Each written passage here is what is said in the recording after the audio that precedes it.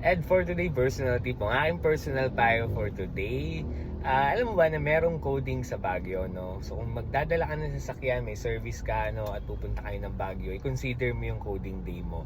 Dahil again, late ko lang din nalaman, no, nung pumunta ako ng Baguio, kami ng wife actually last November, meron palang coding doon at applicable siya 7 a.m. to 7 p.m. At applicable siya sa lahat, no? Hindi lang sa local, pati na rin sa tourist, no?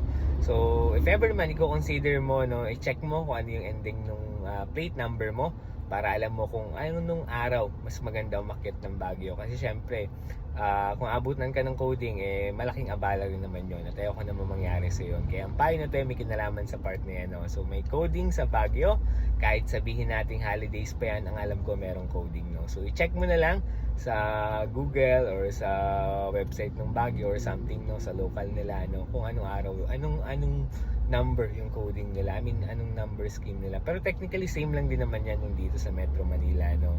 So i-check mo muna bago kayo pumunta, no, para sure na tipong walang abala.